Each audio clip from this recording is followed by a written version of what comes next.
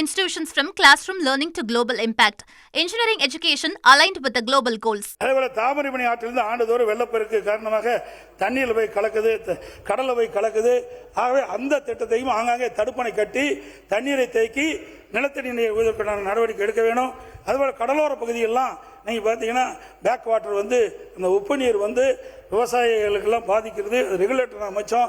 எந்தெந்த இடத்துல ரெகுலேட்டர் அமைக்கணுமோ அங்கே ரெகுலேட்டர் அமைக்க வேண்டும் என்ற நேரத்தில் கேட்டுக்கிறேன்.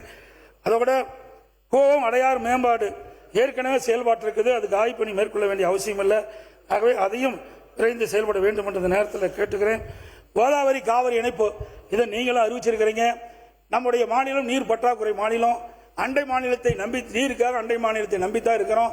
கோதாவரி காவிரி இணைப்பு திட்டத்தை நிறைவேற்றினா கிட்டத்தட்ட 120 டிஎம்சி தண்ணி நமக்கு கிடைக்கும். அனைத்து இந்திய அண்ணா திராவிட முன்னேற்ற கழக அரசு இருக்கின்ற பொழுது இந்த திட்டத்தை நிறைவேற்றுவதற்காக பல முயற்சி எடுத்தோம். பாரத பிரதமரை சந்தித்து கோரிக்கை வைத்தோம். அவர்களும் ஏற்றுக்கொண்டு விரிவான திட்ட அறிக்கை தயாரிக்கப்படும் என்று ஒரு வாக்குறுதி கொடுத்தார்கள். அதன் பொருட்டு இங்கே ஆந்திரா கிட்டத்தட்ட தெலுங்கானா மாநிலம் ஆந்திரா மாநிலம் வழியாகத்தான் இந்த திட்டத்தை கொண்டாட முடியும்.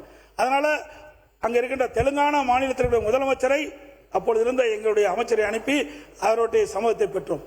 ஆந்திராவில் இருக்கின்ற முதலமைச்சரை சந்தித்து அவர்கள் வழியாக இந்த நீர் வருவதற்கு சம்மதத்தை பெற்றோம். ஆனால் ஆட்சி மாற்றத்துக்கு பிறகு அது அப்படியே நின்று போய்விட்டது. இப்பொழுது உங்களுடைய ஆட்சியிலே கோதாவரி காவிரி இணைப்பு திட்டம் நிறைவேற்றப்படும் சொல்லியிருக்காங்க. பாரத பிரதமரும் உறுதியளித்திருக்கிறாங்க. அண்டை மாநிலமான தெலுங்கானா ஆந்திரா ரெண்டுமே நமக்கு உதவி செய்ததாக தெரிவிச்சிருக்கிறாங்க. ஏன்னா நம்மள தென் மாநிலத்தில் இருக்கிறதெல்லாம் ஒருங்கிணைக்க வேண்டும் என்று அவர்கள் எண்ணுகின்றார்கள். இதையெல்லாம் பயன்படுத்தி கோதாவரி காவிரி இணைப்பு திட்டத்தை நிறைவேற்றுவதற்கான நடவடிக்கை மேற்கொள்ள வேண்டும் என்று இந்த நேரத்தில் கேட்டு, இன்றைக்கு அனைத்து இந்திய அண்ணா திராவிட முன்னேற்ற கழக ஆட்சியில் நிறைய திட்டங்களை கொண்டாந்து நிறைவேற்றிருக்கிறோம்.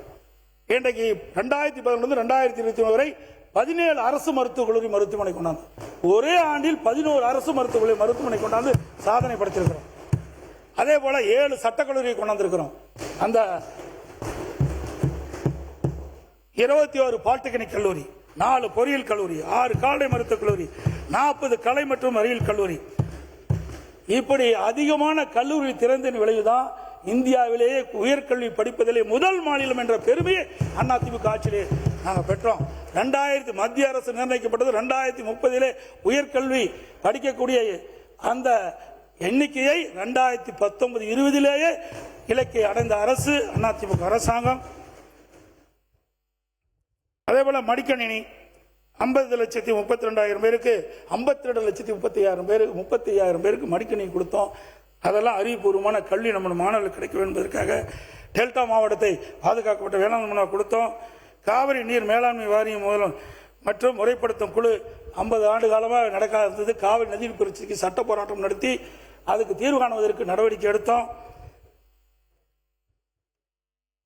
குடிமராமத்து திட்டம் அற்புதமான திட்டம், விவசாயிகளுடைய கனவு திட்டம்.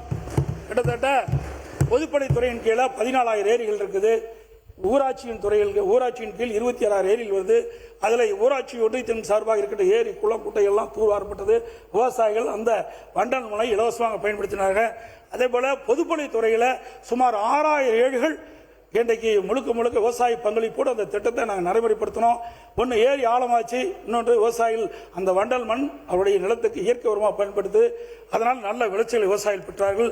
எஞ்சிய 8,000 பொதுப்பணித்துறை ஏரிகளும் நீங்க தூர்வார வேண்டும் என்ற இந்த நேரத்தில் கேட்டுக்கிறேன். அதோட விவசாயிகள் பம்பு செட்டுகளுக்கு 24 மணி நேரம் மும்முனை மின்சாரம் அதிமுக ஆட்சியில் கொடுத்தோம். இப்போ மும்முனை மின்சாரம் 16 மணி நேரம் கொடுப்பதாக தெரிவிக்கிறார்கள். அவை அதை 24 மணி நேரம் விவசாயிகளுக்கு தங்குதடையில்லாத மும்முனை மின்சாரத்தை வழங்க வேண்டும் என்ற இந்த நேரத்தில் கேட்டுக்கிறேன். மாண்பு நீர்வளத்துறை அமைச்சர் ஒன்று சொல்லணுன்றாங்க உங்களுக்கு. நீ பேசு. சரி. தமிழ்நாட்டில் காவேரி ஆறு மற்றும் அதன் துணை ஆறுகளை மேம்படுத்தி அவற்றை மாசுகளில் இருந்து மீட்டு எடுப்பது இத்திட்டத்தின் நோக்கமாகும். இத்திட்டத்தை 12 மாவட்டங்களில் மொத்தம் 1306 கிலோமீட்டர் தூரத்திற்கு 2 கட்டங்களாக செயல்படுத்த திட்ட அறிக்கை தயாரிக்கும் பணி தொடங்கப்பட்டு முதற்கட்ட விரிவான திட்ட அறிக்கை தயாரிக்கப்பட்டு தொழில்நுட்ப அனுமதி பெறுவதற்காக சுற்றுச்சூழல் பாதுகாப்பு நிறுவனத்துக்கு அனுப்பப்பட்டுள்ளது. மேலும் தேசிய ஆறுகள் பாதுகாப்பு இயக்க அலுவலகம் இத்திட்டத்துக்கு ரூபாய் 934 கோடி மதிப்பிற்கு ஒப்புதல் அளித்துள்ளது. இதில் மத்திய மாநில அரசுகளின் பங்களிப்பு 60-40 ஆகும். மத்திய அரசின் பங்களிப்பு 560.58 கோடி, மாநில அரசின் பங்களிப்பு 373.72 கோடி. மேலும் 15 ஆண்டுகளுக்கான இயக்கம் மற்றும் பராமரிப்பு பணிக்கான செலவு ரூபாய் 377.98 கோடி மாநில அரசு முழுமையாக ஏற்றுக்கொள்ள வேண்டும். எனவே திட்டத்திற்கான மொத்த மதிப்பீட்டு தொகை ரூபாய் 1312.28 கோடி. இது அரசின் பரிசீலனையில் உள்ளது. மேலும் இரண்டாம் கட்டத்திற்கான திட்ட அறிக்கை தயாரிக்கும் பணி நடைபெற்று வருகிறது. எனவே நடந்தாய் வாழிய காவேரி திட்டத்தின் அனைத்து கூறுகளும் துறை அலுவலர்கள் மற்றும் தொழில்நுட்ப வல்லுநர்கள் ஆகியோருடன் கலந்து பேசி பரிசீலனை செய்து உரிய நடவடிக்கை எடுக்க வேண்டும் என்று விபரம் தெரிவித்துக் கொள்ளப்படுகிறது. நன்றி. Saram institutions from classroom learning to global impact. Engineering education aligned with the global goals.